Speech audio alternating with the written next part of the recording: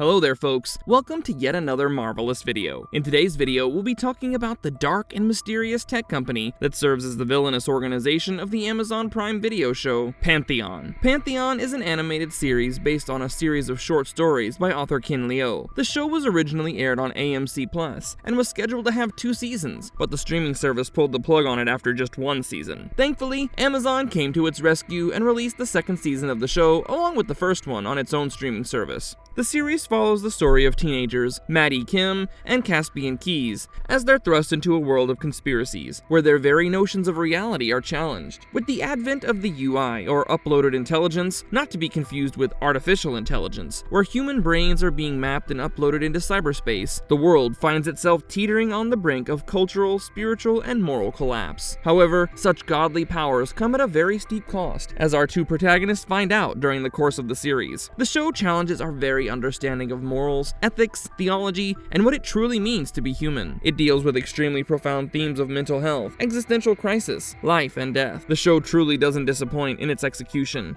and we're surprised that it hasn't received more acclaim. We'll be discussing how Logorhythm, the company, secretly controls this dystopic world, and has been engineering events to line up in a certain way. In this video, we'll learn to what end these events line up, who are the people behind this clandestine organization, and what is its ultimate goal, and much more. So strap in as we take a deep dive into the crazy world of Pantheon, and let's hope that we don't have our brains uploaded in the process. Before we go into our explanation, we have a very small request. If you like our content, please support us by subscribing to our channel. This is a small click for you, but for us it means a lot. Thank you. Let's begin.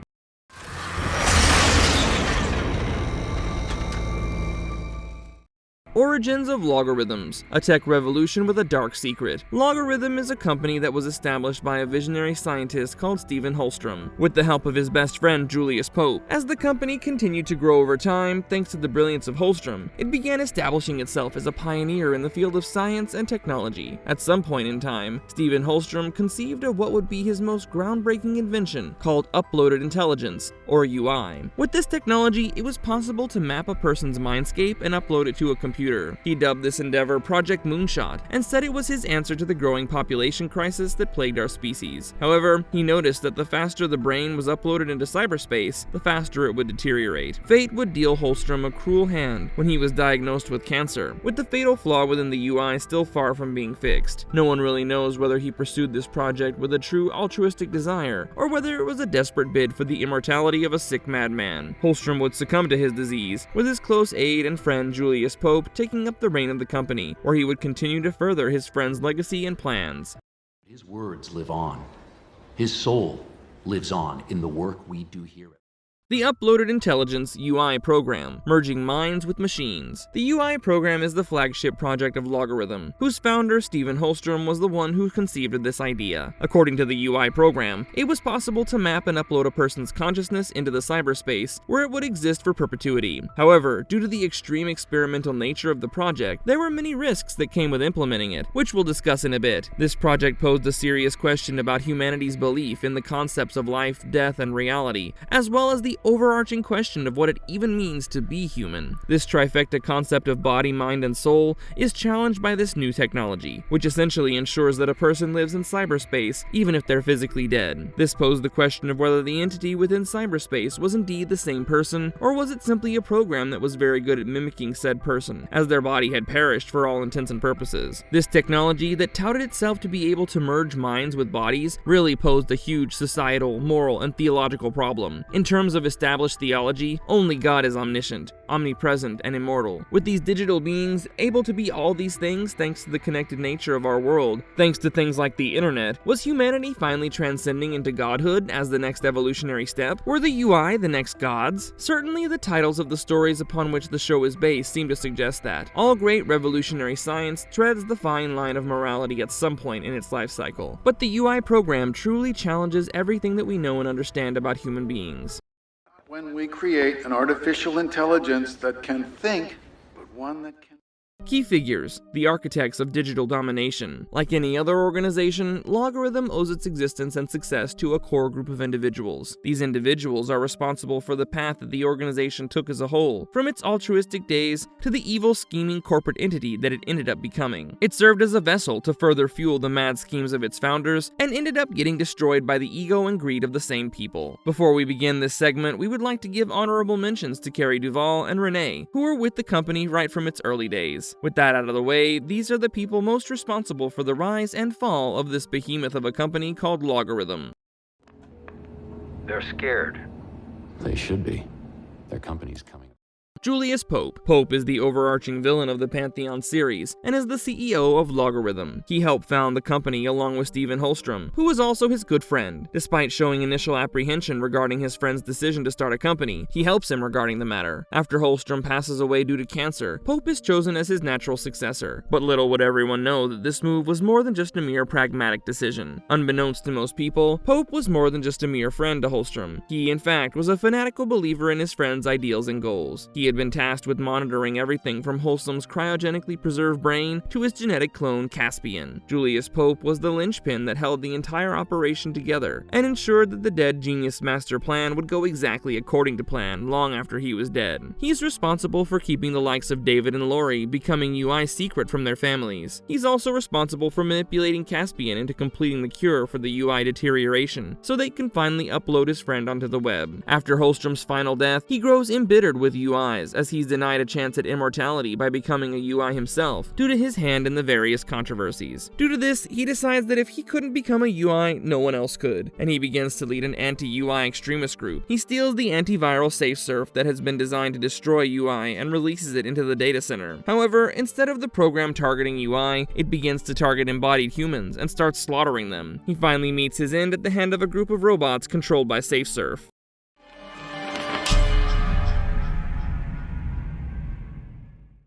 Caspian Keys. Caspian is one of the central protagonists of the show and plays a key role in all the major events of Pantheon. Initially introduced as a boy genius who was bored of school, we soon begin to learn that there's more to Caspian than meets the eye. Caspian belongs to a broken home where his dad is constantly abusing his timid mother and him. However, things finally come to a head when the boy begins delving into Logorhythm's secrets. It's revealed to us that his family was completely staged, and they were not really his parents at all. They were put in place by Julius Pope and Logorhythm to monitor him and raise him exactly the same way their founder Stephen Holstrom had been raised. This was because Caspian was nothing more than a complete genetic clone of Holstrom, who had conceived him artificially under Project Caspian to be raised and one day complete his work by solving the UI defect. However, what they hadn't factored in was the fact that Caspian would grow up to be his own person and not be swayed and controlled by Logorhythm. After he figures out that his abusive father was actually the one who was concerned for him, while his doting mother simply viewed him as a tool to resurrect her old flame, he decides to help Maddie find the answer to the world's UI conundrum. After being tricked into making the cure that sees Holstrom resurrected as a UI, he sets out with Maddie to find a worthy UI to be granted the cure and be made the ruler of all UI. However, failing to find a suitable candidate, he decides to become a UI himself. Soon after, he combats Holstrom and foils his diabolical plan of releasing a virus that would force humans to become UI en masse. However, while doing so, he becomes gravely injured, only surviving thanks to the intervention of Mist. Later in the series, he becomes the delegate for the UIs in peace negotiations between them and the humans. When this conference is attacked by SurfSafe, he communicates with the program and convinces it to venture into outer space and end its current rampage. This, however, takes a massive toll on Caspian, who, after leaving a cryptic message to his partner Maddie, dies, only to be reunited 117,649 years into the future, within a simulation created by her. Together, they refuse SurfSafe's invitation to the center of the galaxy and have their minds wiped before entering into another simulation that leads all the way back to the first episode.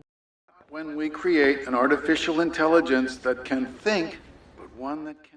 Stephen Holstrom, the man who started it all. Upload Intelligence is the brainchild of this genius entrepreneur. He's the founder of Logorhythm and was obsessed with finishing his greatest work, the UI. However, as stated earlier, he would succumb to cancer long before he would see his dream fulfilled. Due to the incomplete nature of UI at the time, he wouldn't have his mind uploaded. Instead, he would entrust it along with his company to his best friend, Julius Pope, to safeguard and further his plan. He would also create a genetic clone called Caspian to be raised in order to find the cure to the UI defect defect, which he could not, and once this defect was found, he would be resurrected as a perfect UI. This plan comes to fruition when his friend Pope betrays Caspian after manipulating him to find a cure, and uses it to resurrect Holstrom instead. Once resurrected, he immediately orders his lover Renee to create a shell company to coerce people into becoming UI, in order to bolster his own ranks. He then devises a virus which he intends on releasing to the public that would force them to become UI. His plan is ultimately thwarted by his clone, Caspian, who uploads himself onto the web and becomes a UI to defeat him. In a desperate attempt to kill Holstrom, Caspian merges with him, buying just enough time for SurfSafe to destroy him once and for all. When Holstrom does die, his supposed dream of aiding humanity in overcoming the population crisis does come to fruition after his death. As more and more people opt to become UI, the strain placed on natural resources lessens by a great degree, and nature once again begins to flourish. While his intentions of using UI to make himself a veritable god was questionable to say the least, we have to give credit where credit is due. His invention truly became the next step for human evolution.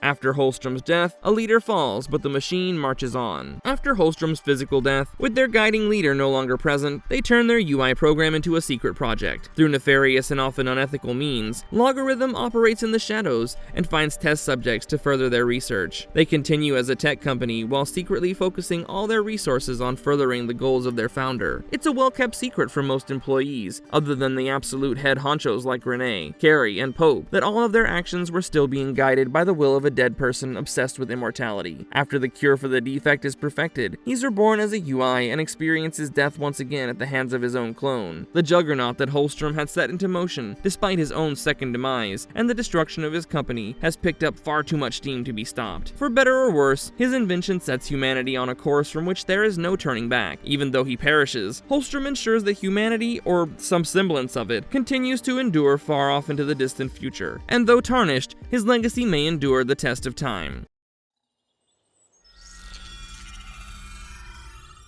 Hello. Marvelous verdict. Pantheon as a series is one of the most mind-bending sci-fi series to have come out in recent memory, but we're glad that Amazon was able to revive and bring it to a larger audience, after it had been shelved by AMC. It's a perfect example of how a great story can be told without the series going on and on for countless seasons, until the audience grows fatigued and loses interest in it. Despite having only 16 episodes spread over 2 seasons, it tells a compelling, thought-provoking story, which lingers in our mind long after we finished watching it. We believe Pantheon to be highly underrated, and if you're sitting on the fence regarding it, don't think twice and just give it a shot. We know you won't be disappointed. We hope that with this video, we've managed to pique your interest in the show. Our time together has come to an end for now, but you can check out our channel for more videos like this. We cover all your favorite movies, TV shows, and anime, including lore videos, fan theories, and character breakdowns. Thank you for watching this video right to the end, and we hope to see you soon in the next one. Until then, stay safe and stay marvelous. And if you liked our content, don't forget to leave a like and subscribe to us if you haven't already. Have a good one and be safe. Thanks, everyone.